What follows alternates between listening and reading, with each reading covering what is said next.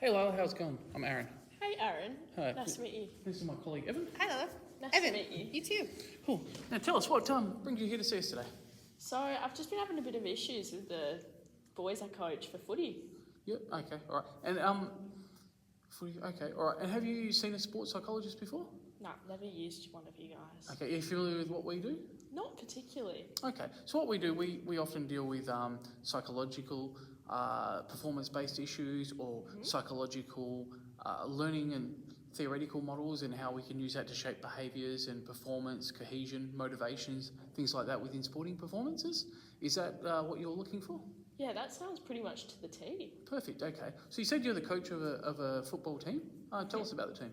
So it's pretty much a local competition. It's very whoever comes, like with the players as such. It's run by volunteers. I'm a volunteer coach. The umpires are volunteers. Everyone's a volunteer essentially.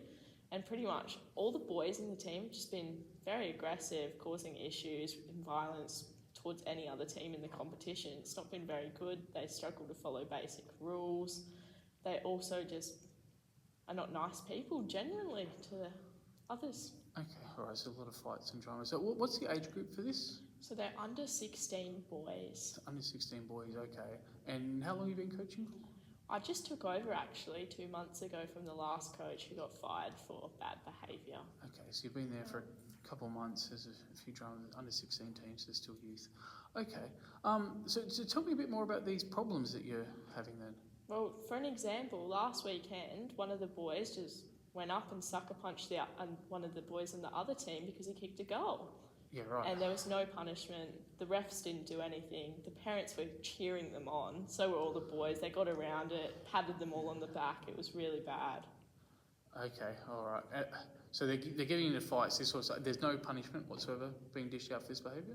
No, there's no real punishment, and I'm really unsure of what to do in these situations when all the parents are behind it as well. Everyone's getting around it. Okay, so the parents are encouraging the behaviours. Okay, all right, no drama.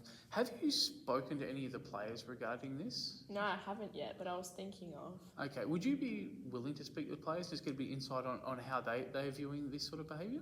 Yeah, I definitely could do that. Would you want me to report it back to you? If you chucked an email for us, whatever, before we had our next session. Yeah, that would be... Yeah, okay, I can do that. All right, no dramas. Look, I think based on what you're saying, them being sort of under 16s, I think that probably ticks the social learning theory, I reckon. Yeah. So leave that with us. I reckon if you can speak to them after your training days. Yeah. Well, I guess the guys that come to the training for you, if that's the case. Yeah. Have a chat with them. Let us know that. We'll put together a bit of a report for you and come back. We'll do the same time next week, and we'll go through what we think and some recommendation how we maybe can address that. Would that work for you? Yeah, that would work really good. Fantastic. Okay, well, we will see you next week. Thank you. Thanks, Lila. See you then. See ya. 2, 1. Hey Stephen, thanks for meeting me today after training. I was just wondering, why are you and the boys becoming so aggressive? Our dad gets into fights during games, and on TV, footy players used to smash people. It's funny. Oh really? What makes you act that way though? Other teams will know not to mess with us. Plus, we used to get McDonald's if we were rough up on the other team. So you really just feel like it's an encouraging thing to do, getting all the rewards? Yeah, everybody thinks it's funny when we smash them, and my teammates think it's cool when we get into fights. Oh wow. Thanks for meeting with me, Stephen. Yeah. Cool. Hi, Lola. Hey Evan. Thanks for coming back. Hey, good to see you again. Good to see you again, Aaron. So, how has the week been since we saw you last? It's been a bit rough. The boys just aren't improving. Oh, no, okay. All right. Well, thank you for the email that you sent through. We did get it. We had a good watch of the video that you sent through. It sounds like, I mean, after everything you've told us and then watching the video, it sounds like they have some pretty negative behaviors that are really being reinforced. Yeah, definitely. They're definitely acting out on them too, I think. Like, they're just displaying all these behaviours and making everyone around them's game even rougher. Yeah, it definitely seemed that way. We went through the videos and we were kind of surprised by some of the things that were said. Yeah, especially for the age group. Yeah, no kidding.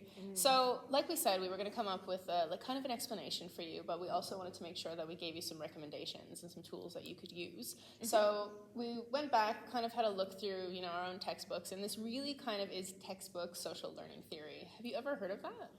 I did hear you mention it, like in our original interview, but I'm not really sure of the actual meaning of it. Okay, yeah. So basically what happens in social learning theory is that The name kind of speaks for itself. It is kind of cut and dry. However, when it comes to actually learning the behaviors, we're looking at learning them through not only our social interactions, but how they're reinforced, how we see things in the media, the way things are portrayed, and like the people that we look up to. So does that kind of make sense with your kids? Yeah, I think so. Because I remember when I interviewed them, they said that one of the main things they had was like all the football stars that are on the TV, when they display like aggressive behaviour, then they feel like it's right to do so. Would that mean like social learning theory? Yeah, exactly. So that's exactly what we're looking at. When we see aggressive behaviors or other behaviors that are deemed almost normal, but especially by people in the media or people that we look up to, and reinforces the behavior and kind of makes us think it's perfectly okay.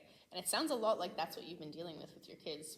So that makes sense to you? Yeah, and like they say that their dads are quite aggressive too. Like obviously there's the senior matches that are held just after my boys play. Yep. Most of their dads play in that game. It's a really rough game from everything I know. The dads just hit each other. Yeah, So, and that was mentioned obviously in the video we watched as well.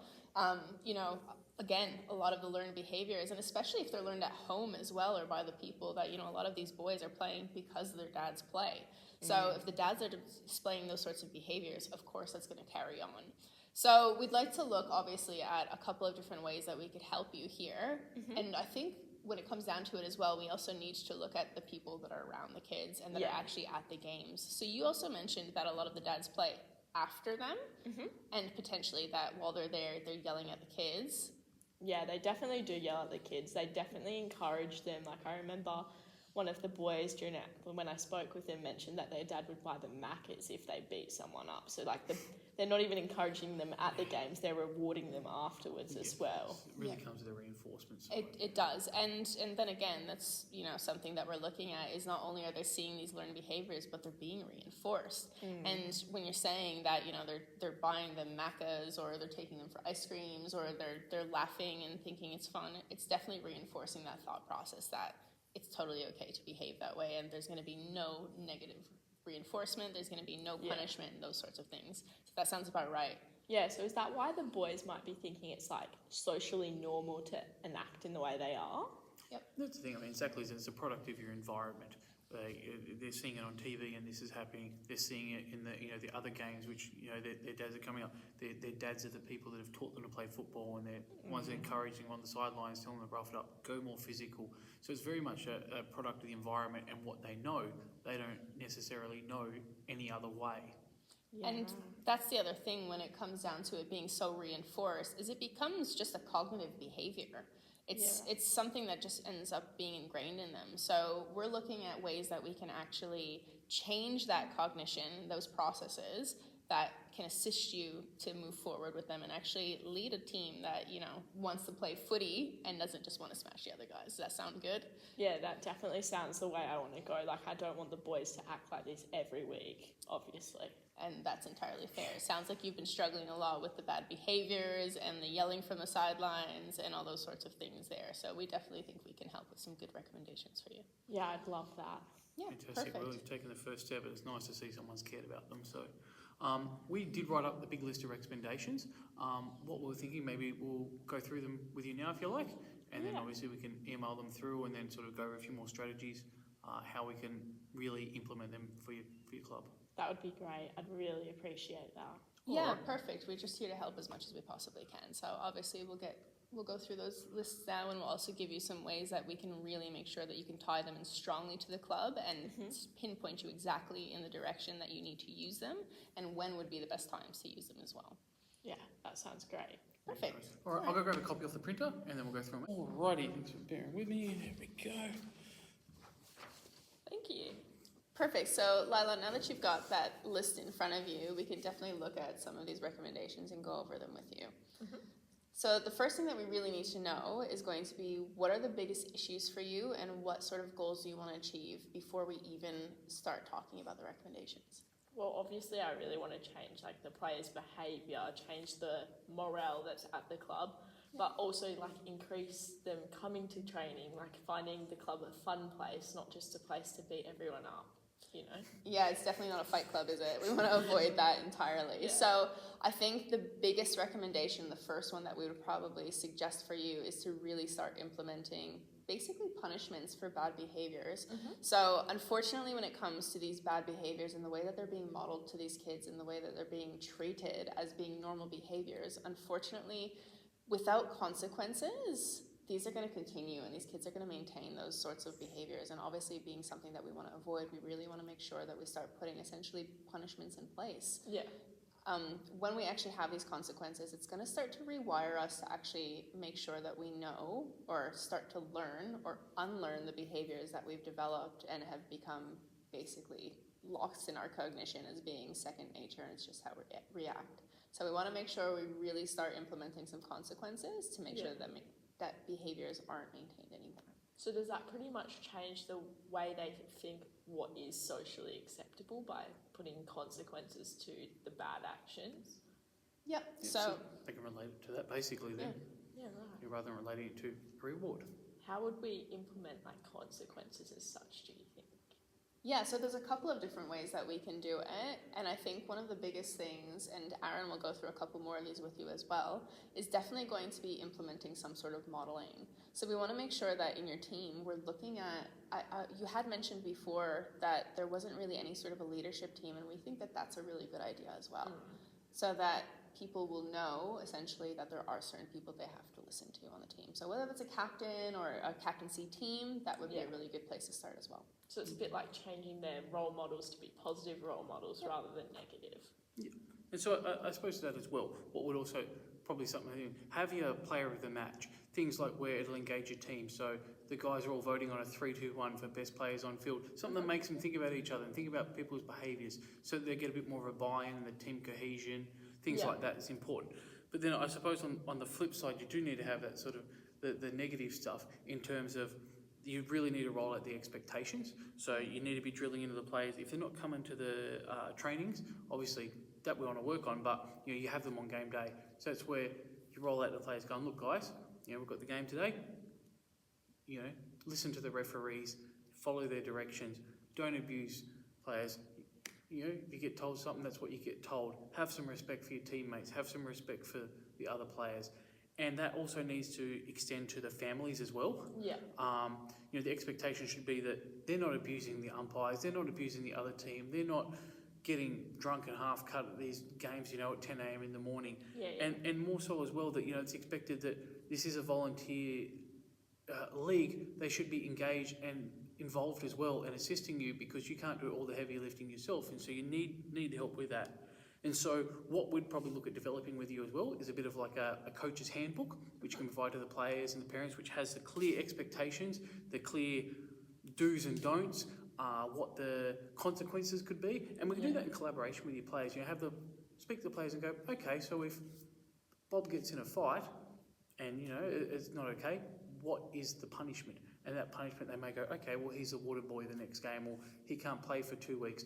Get the players to buy into an outcome, and that will give you a lot more, I suppose, involvement, when they've felt like they're a part of the process, and they can sort of help police it and involve that themselves.